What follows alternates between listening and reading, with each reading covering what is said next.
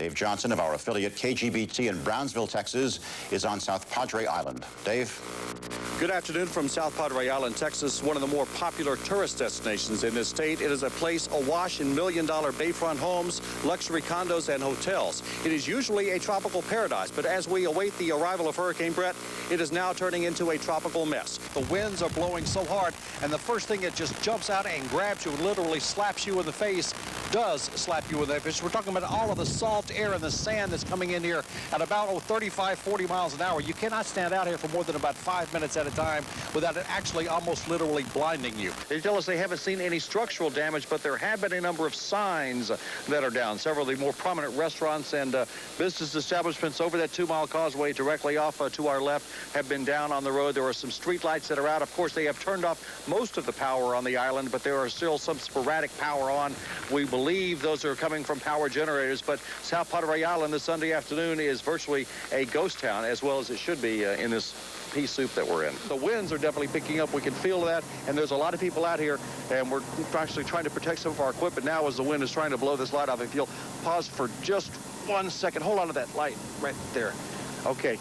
Just try to protect some of the equipment from blowing off. We'll throw it to you back in the studio while we fix some of those problems here. 10:45 p.m. Monday. A storm hits the mission area. It knocks out power all over the place. 12:06 a.m. National Weather Service Doppler radar indicated a thunderstorm with a possible tornado about 20 miles south of Hidalgo, moving northeast at 20 miles an hour. And so begins our night of chasing a tornado. 12:45 a.m. Tuesday, we begin heading south.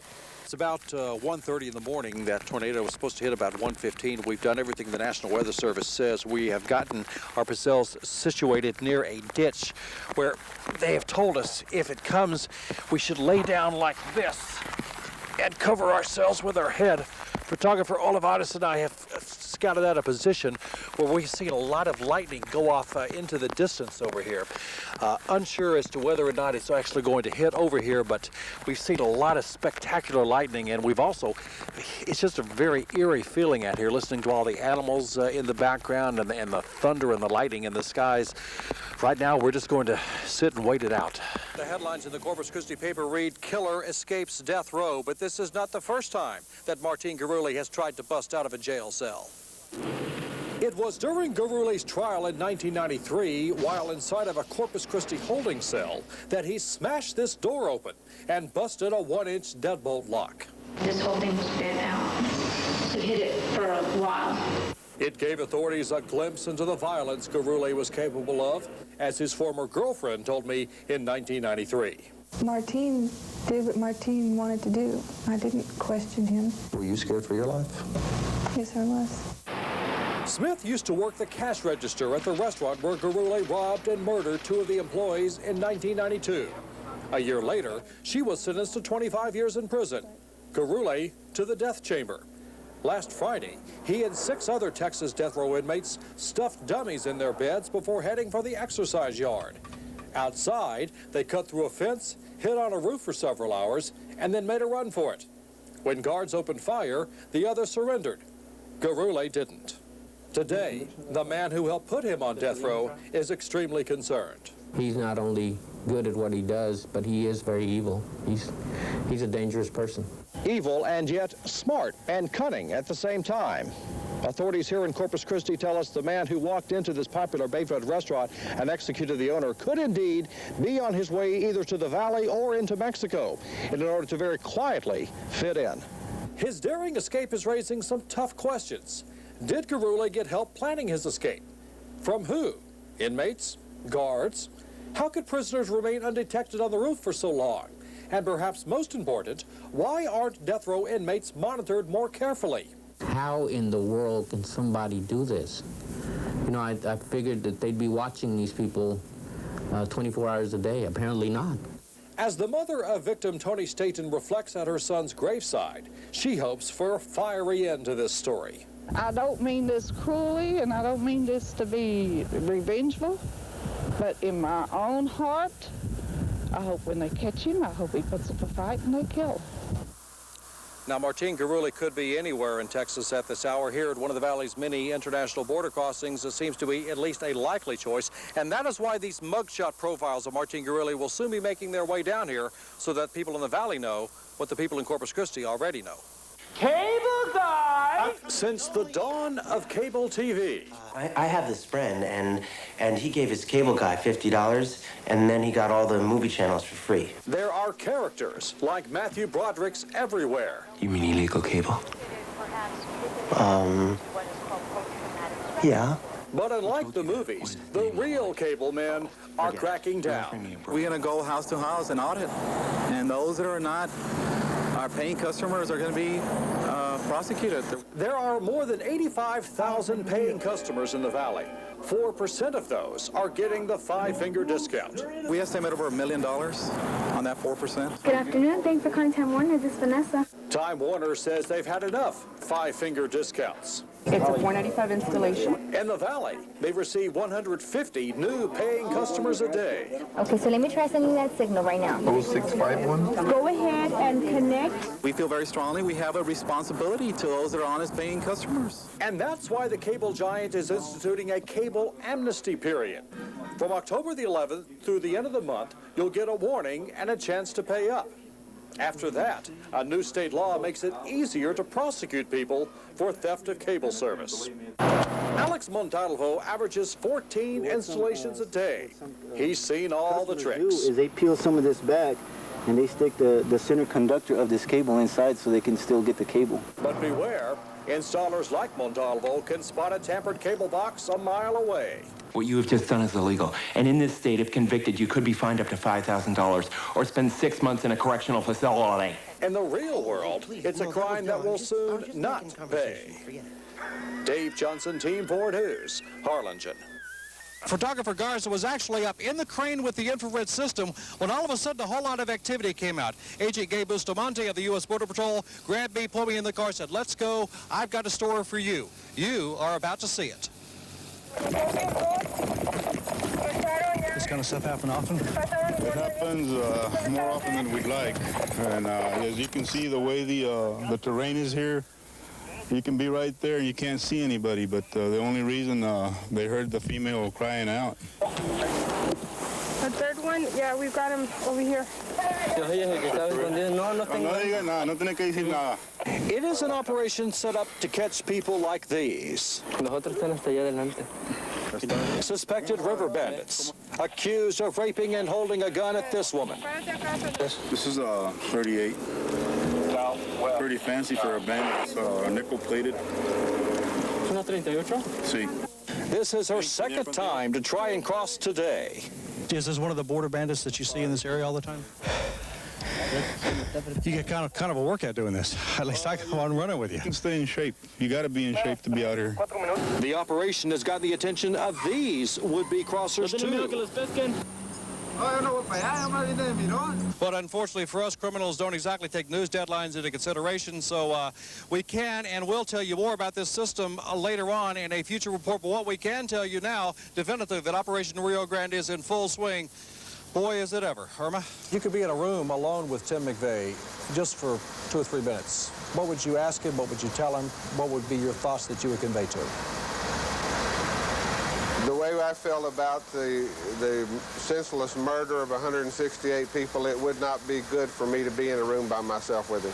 We want to know if he can find these 2 grams of heroin on one of these 4 trucks. So what I'm going to do, unbeknownst to the dog, is hide this in one of these 4 trucks, and we're going to see if Rex can find it. We're going to hide it right underneath this bumper, right in here. He seems to be rather rambunctious. Yeah, it's nice and warm out here, and he's ready to go look for drugs. Working in Corpus Christi a lot of years, I had the privilege of covering your father's trips to Beeville a lot of times. Even got to yell out the president one time. That was the highlight of my career, interviewing a president. Could I be interviewing the next president of the United States? Well, I hope you're interviewing the first person that's ever won back-to-back 4-year terms for governor.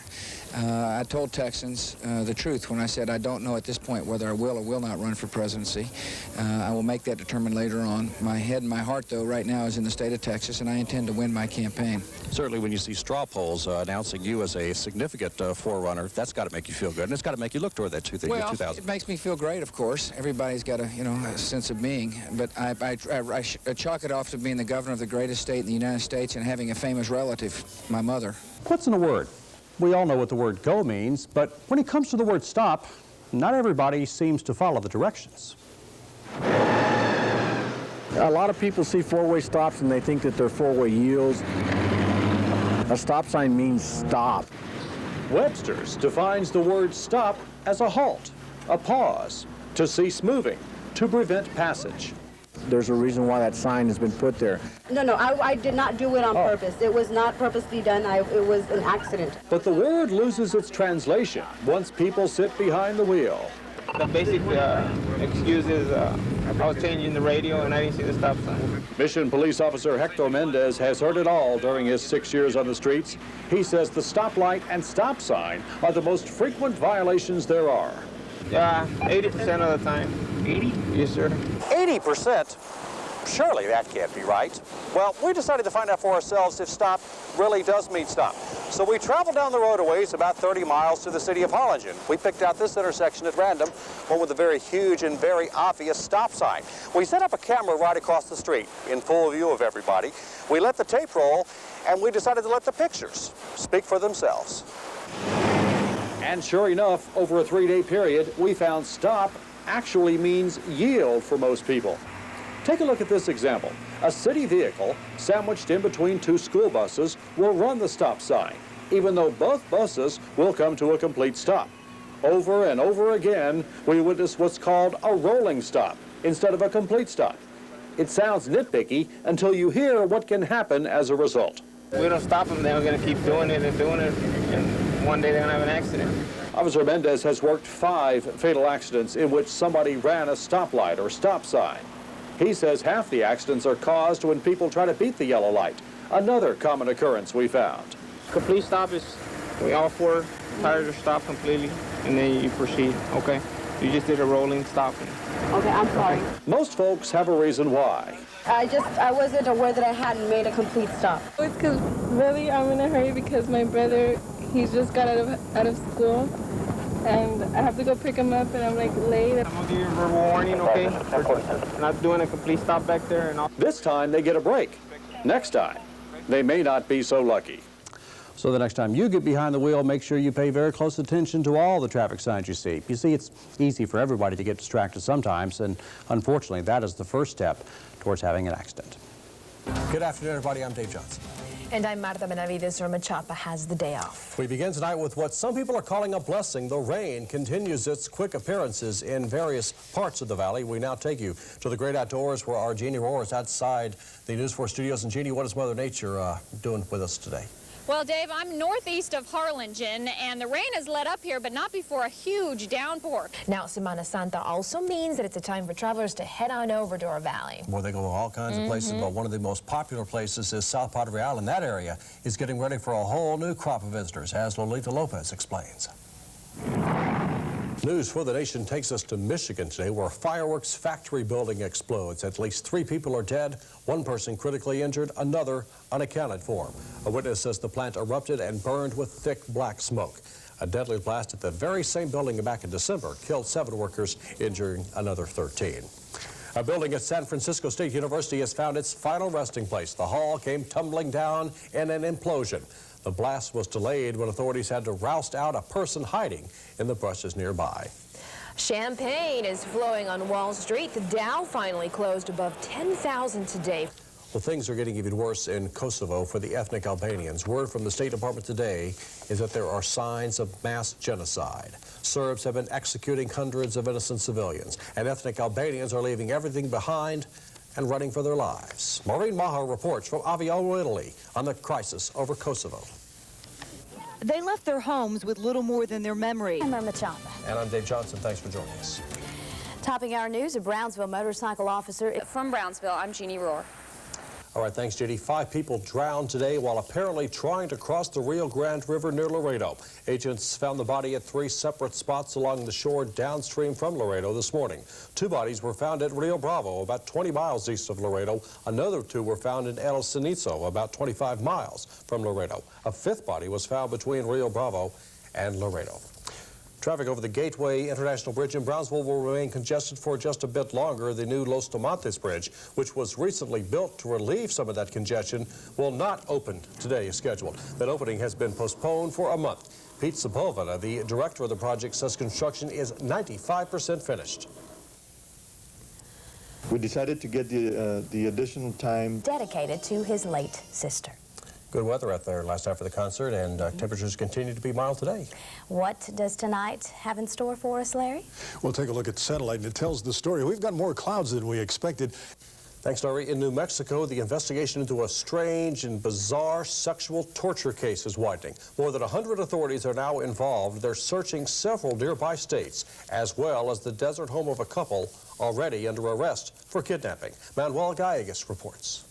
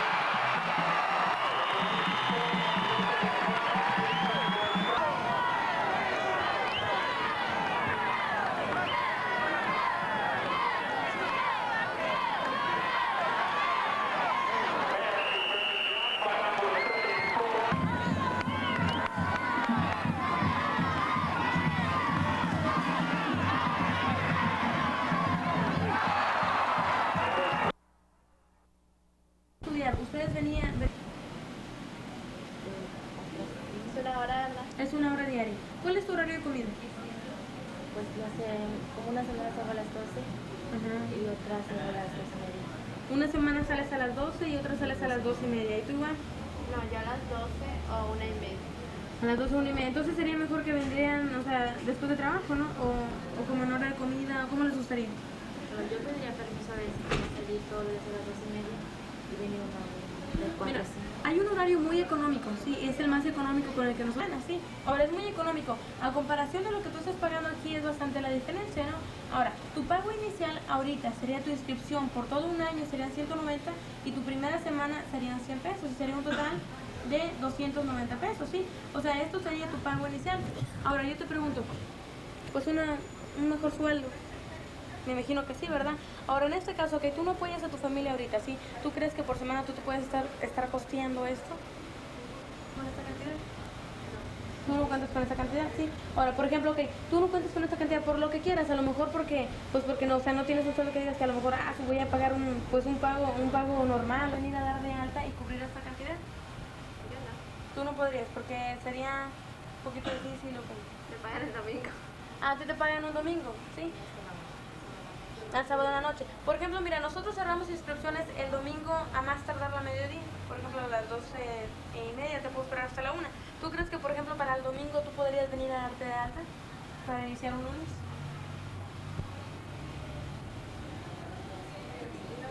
Voy a tener que descargar.